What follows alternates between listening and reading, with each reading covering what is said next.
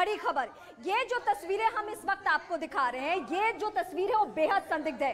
हालांकि पुलिसकर्मियों का कहना है कि ये खून के धब्बे ही हो सकते हैं, लेकिन अभी भी हमें पुलिस के कमेंट का इंतजार है। लेकिन एक एक करके ये संदेहास्पद जो स्थिति है वो हम आपको नीचे से लेकर ऊपर तक दिखाएंगे। यानी पहली मंजिल तक ये जो तस्वीर है वो किस तरीके से है, पुलिस हालांकि जांच कर रही है, पुलिस की कई टीमें ऊपर है। मैं एक एक करके तस्वीरें में चाहूंगी कि कैमरा पर्सन बहुत क्लोज ये तस्वीर ना दिखाए, क्योंकि खून के धब्बे हैं जिसको हम नहीं दिखा सकते हैं।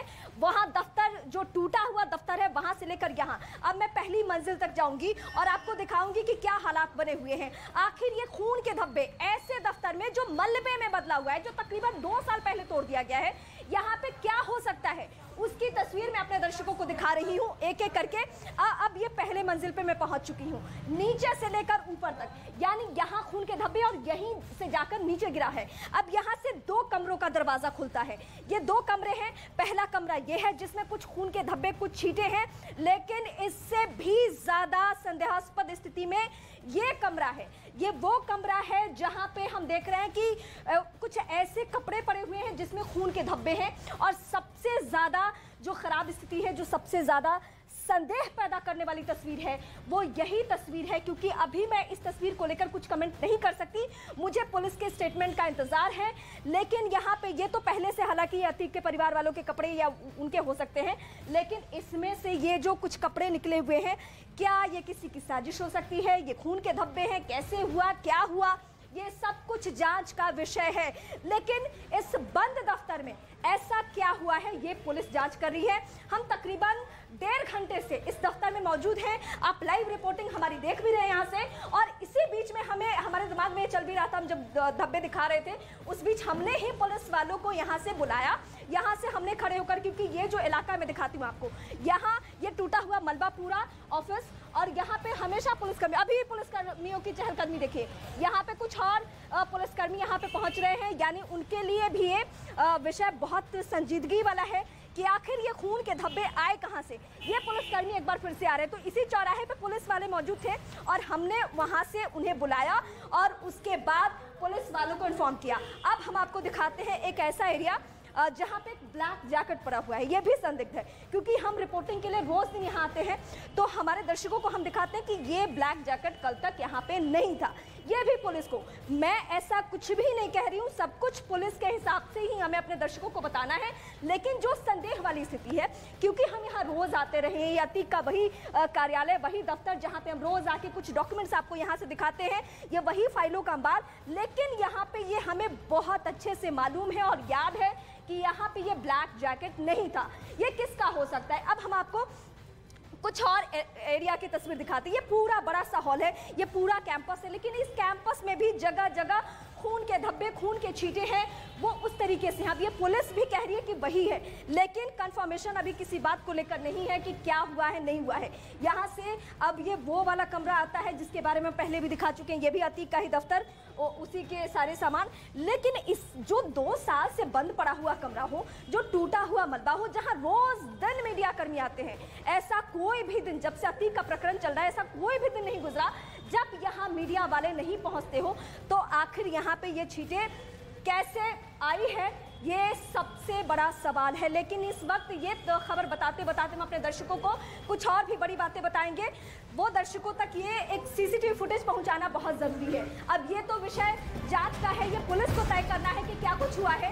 लेकिन इस वक्त की सबसे बड़ी जानकारी एक सीसीटीवी फुटेज को लेकर, यानी 11 तारीख को असद, गुड्डू, ये सब जाकर मिलते हैं किससे?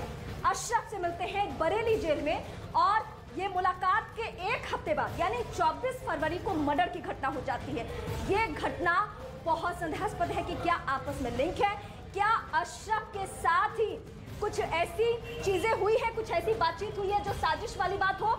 वो इस वक्त हम अपने दर्शकों को बता रहे हैं।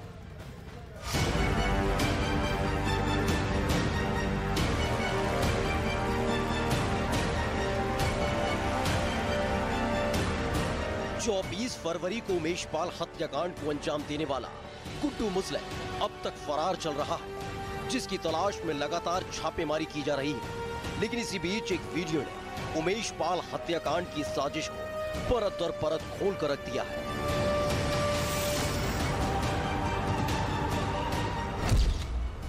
बरेली जेल में रची गई थी साजिश।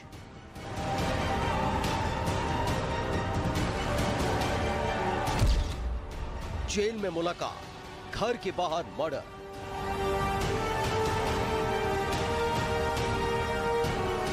अतीक के खास गुर्गे गुड्डू मुस्लिम का एक वीडियो सामने आया है जो बरेली जेल का है, जहां अतीक अहमद का भाई अशरफ बंद था।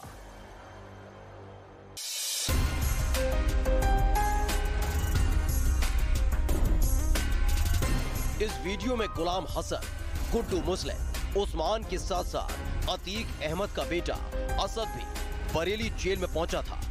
जेल के अंदर दाखिल होते हुए ये वीडियो सामने आया है। इस वीडियो को लेकर दावा किया गया, ये वीडियो 11 फरवरी का है, यानी उमेश पाल हत्याकांड से 13 दिन पहले अतीक अहमद का बेटा असद और शूटर गुड्डू मुस्लिम अशरफ से जेल में जाकर मिले थे। इसके साथ ही दावा किया गया है कि बरेली जेल में उमेश पाल हत्याकांड की साजिश रची गई। करीब 3 घंटे तक अशरफ के साथ मीटिंग हुई थी। गुड्डू मुस्लिम, गुलाम हसन, उस्मान ने मुलाकात की थी।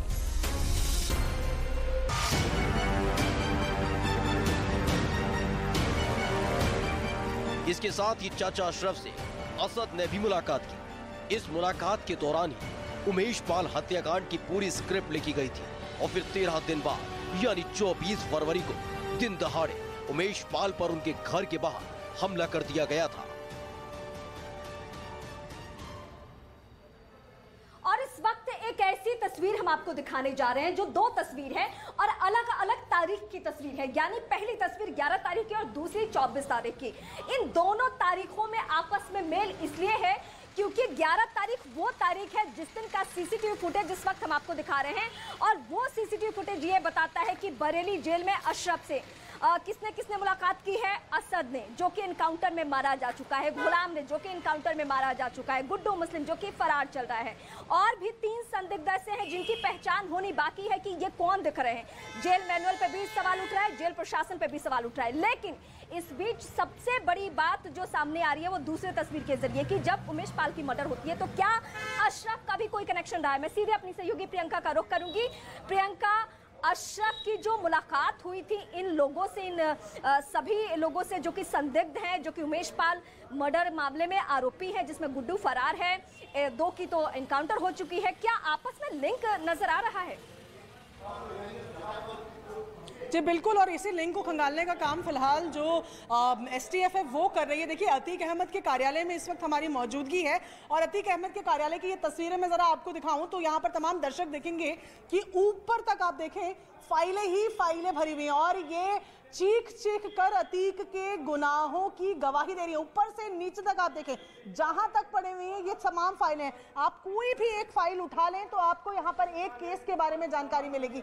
ये देखिए, तहरीर दी हुई है, ये तस्वीरें आपको दिखा रहे हैं। मैं थोड़ा आगे आपको लेकर चलूंगी, यहां पर भी दिखाऊं कि ये जो पूरा बंच यहां पर बना हुआ है उसमें किस किस तरीके की चीजें। जरा ये देखें, ये एक फाइल जहां पर मिली जिसमें एफआईआर का दर्ज है, जहां पर अशरफ, जिसके बारे में अभी हम रीमा बात करें, अशरफ ने बंदूक की जोर पर जमीन पे कब्जा कर कई लाखों का सामान लूट लिया और ये मुकदमा शाहगंज दर्ज के थाने में दर्ज है, ये लिखा गया है। यहाँ आप देखें, यहाँ पर बात हो रही है किसी और की, जहाँ पर ये मुकदमे को लेकर कि यहाँ किस तरीके से धमकाया जाता था गवाही ना देने के लिए। जोर देखिए, यहाँ लिखा हुआ है गवाही ना देने के लिए, और ये धमकाने की और जान से मारने की धमकी दी गई है। इस तरीके की तमाम फाइलें यहाँ नजर आती है। जिस पे आप नजर डालेंगे वहाँ कुछ ना कुछ नजर आएगा। यहाँ देखिए, यहाँ पर किस तरीके से जब अख्तर हुसैन, सुशील कुमार और श्याम बाबू को एक पेशी के लिए लेकर जा रहे थे, वहाँ कैसे एक नीली गाड़ी ने उतर कर सीधा अतीक के गुंडों ने उन कैदियों पर गोलियां चलाई, उसका जिक्र है। ये तमाम चीजें एक एक पन्ना अगर मैं आपको यहाँ पर अगर आप देखेंगे तो यहाँ देखें कि ये धूमलगंज थाने का ये पूरा मामला है, जहां पर जो इनका वकील सौलत है, जो जिसका नाम ये देखिए मोहम्मद अशरफ का ये पूरा मामला है, और सौलत जो खुद अब जेल में है, जो इनका वकील है वो एडवोकेट था, और ये पूरे सौलत के मामले के बारे में पूरी जानकारी है कि जेल से क्या क्या किया है। 147, 148, 149, 307, 302, 120, B, 506 आईपीसी की धाराएं लगी हैं। ये तमाम जगह वो हैं जहां आप देखें, ये देखें, एक एक फाइल उठाकर मैं देखूं तो case diary of others and paper, ये खुलदाबाद के मामले हैं। यहाँ आप देखें, ये मामला आपको नजर आएगा स्टेट वर्सेस अतीक अहमद का। ये आप तीसरी फाइल देखें, ये आपको नजर आएगा कि खुलदाबाद में टेम्पो यूनियन वालों के साथ इन्होंने किया है, ये उसकी फाइल है। ये पूरी मोटी फाइल जो मैं आपको दिखा रही हूँ, ये देखें जरा आप, ये चार्जशीट नजर आ रही है और ये चार्जशीट के बाहर क्या लिखा हुआ है, ये सीबीआई, ये सीबीआई के मामलों की पूरी चार्जशीट, ये क्राइम जो किए हुए, ये इतनी मोटी फाइल देखिए। तो यहाँ हर एक फाइल में, यहाँ हर एक पन्ने में कहानी है कि अतीक ने क्या क्या किया लोगों के साथ। वहाँ बाहर मेन कमरे से अंदर जब आप आ जाएंगे तो यहाँ आपको अलग तस्वीरें नजर आएंगी, जो जबरन लोगों की जमीनों को हथियाता था। ये देखिए, अंगूठा लगवाया है, ये फूलमती की जमीन को हथिया लिया। ये पेपर यहाँ पर सब दिख रहे हैं, एक के बाद एक ये प्रॉपर्टी के पेपर्स यहाँ पर एक के सारे आपको, यहाँ जितने आप देखेंगे इस कमरे में ज्यादातर प्रॉपर्टी के पेपर, वहाँ केस के पेपर। तो अतीक के गुनाहों की गवाही देता ये कार्यालय है, जहां पर हर एक पन्ने में अतीक ने क्या गुनाह किए हैं उनके सीधे सीधे पोल खुलती हुई नजर आ रही है। जी।